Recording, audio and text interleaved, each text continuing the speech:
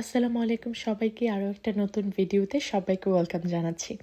আমার কাছে মনে হচ্ছে যে আমি আবার নতুন করে সংসার সাজাচ্ছি। আর আমি আমার আগের বাসা থেকে তো তেমন কিছুই আনি নাই, তো ফ্রিজও তো ফেলে রেখে এসেছি, আগের ভিডিওতে আপনাদেরকে বলেছিলাম। তো এখন আমার ঘরের সবচেয়ে প্রয়োজনীয় জিনিস হচ্ছে ফ্রিজ, কারণ অন্য সব কিছু ছাড়া চলা গেলেও ফ্রিজ ছাড়া কিন্তু একদমই চলা যায় না। তারপর আস্তে আস্তে হয়তো বা সব কিছুই কিনবো, একটু সময় লাগবে, কারণ যেহেতু আমি সব কিছু ফেলে দিয়ে আসছি, সব একবারে কেনাটা আসলে একটু কষ্ট। আস্তে আস্তে সব কিছু হবে, কোনো সমস্যা নেই। তবে সবচেয়ে প্রয়োজনীয় জিনিস যেটা ফ্রিজ, সেইটা এখন আমাকে কিনতেই হবে। তো চলে এসেছি ফ্রিজে কেনার জন্য, দেখি কোনটা পছন্দ হয়, কোনটা কিনতে পারি। ঘুরে ঘুরে দেখছিলাম, আসলে আমি একটু অন্যরকমের চাচ্ছিলাম। আর আমার বাসায় তো এই টাইপের ফ্রিজ আগেও ছিল, একটু ঘুরে ঘুরে দেখছিলাম যে অন্য কোনো ডিজাইনের পাওয়া যায় কিনা, একটু আনকমন, যেটা আমি এর আগে আসলে ব্যবহার করি নাই। আগের ফ্রিজটা আমার ভালোই ছিল, কিন্তু যেহেতু আমরা ভেবেছি যে ওই ফ্রিজটা আমরা আর ব্যবহার করব না, নতুন একটা নেব, তাই ওই বাসা থেকে ডিসপোজাল করে এসেছি। কারণ আবার এই বাসায় ওটা টেনে নিয়ে আসবো, আবার ফেলবো, এটা ঝামেলা। তাই ওই বাসা থেকেই আসলে ডিসপোজাল করে দিয়ে আসছিলাম। আর আমরা ফ্রিজও পছন্দ করে ফেলেছি, ওরা বলেছে 2-1 দিনের মধ্যেই ডেলিভারি করে দিবে। বাসায় আমার এখন এসির কাজ চলছে, বাসায় এসি লাগাচ্ছি, কারণ এসি ছাড়া তো থাকা যাবে না, স্বাভাবিক, গরম হোক আর শীত হোক। আর এখন আপাতত 3টা বেডরুমে এসি লাগাচ্ছি, সরি 2টা বেডরুমে আর নিচের ড্রয়িং রুমে, কারণ সবগুলি রুমে এসি লাগাতে বেশ টাকা পয়সা খরচ হয়ে যাবে। আর এখন আপাতত সব রুমে আমাদের এসির দরকারও নাই। এখানে ওরা এসির কাজ করছে, ওরা বাসায় এসির কাজ করছে, আর আমরা চলে আসছি সিটি কর্পোরেশনে সেই রিচের নতুন ডে কেয়ারের অ্যাপ্লিকেশন করার জন্য।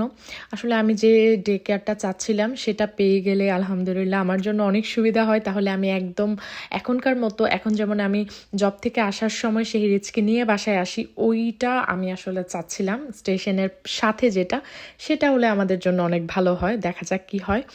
আর এই তো, তারপর আমরা আবার একটু কেনাকাটা করতে চলে এসেছি। এই বাসায় আবার আরেক কাহিনী, মানে এই এরিয়াতে এখানে আবার ময়লা ফেলানোর জন্য আলাদা ব্যাগ কিনতে হয়। এই কাহিনী আমি আগেও করে এসেছি।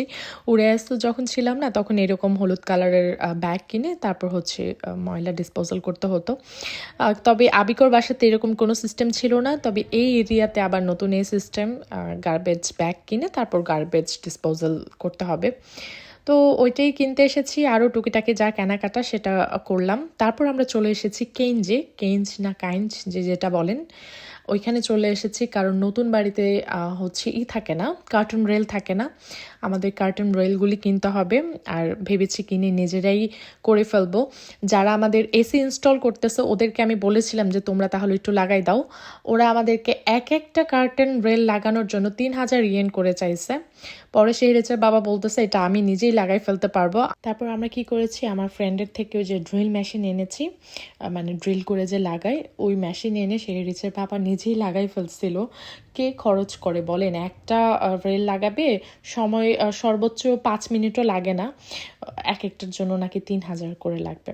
এখানে না এমনই হয়, ছোটোখাটো কাজ করাতে গেলেও না অনেক খরচ পড়ে যায়। এজন্য সেই রিচের বাবা ভাবতেছে যে ছোটোখাটো ঘরের কাজকর্ম করার জন্য যে টুলসগুলি লাগে সেগুলি ও নিজে কিনে নেবে। তাহলে দেখা গেল যে নিজেই ওই কাজগুলি সেরে ফেলা যায়। যেমন আমাদের মাস্টার বেডরুমে ওয়াকিং ক্লোজেটের জন্য আমরা একটা দরজা লাগাবো, তো ভাবতেছে এটা হোম সেন্টারে গিয়ে একটা দরজা কিনে নিয়ে এসে মাপ মতো এটা নিজেই লাগাই ফেলতে পারবে, যদি আমরা এটা অন্য কারোর থেকে সার্ভিস নিতে চাই। আর তারা যদি জাপানিজ হয়, বিদেশি হলেও তাও একটু কম খরচে লাগানো যাবে। জাপানিজ হলে মানে খাজনার থেকে বাজনা বেশি, মোট কথা। দরজা যে টাকা দিয়ে কিনছে এর থেকে 2-3 ডাবল টাকা দেখা গেল যে আমার মজুরি চলে যাবে, মানে লাগানোর খরচই চলে যাবে। আচ্ছা, তারপর আমরা আমার ফ্রেন্ডের সাথে চলে এসেছি রেস্টুরেন্টে। সারাদিন আমরা একদম না খাওয়া বলতে তেমন কিছু খাই নাই, বাসায় তো রান্নাবান্না হয় নাই।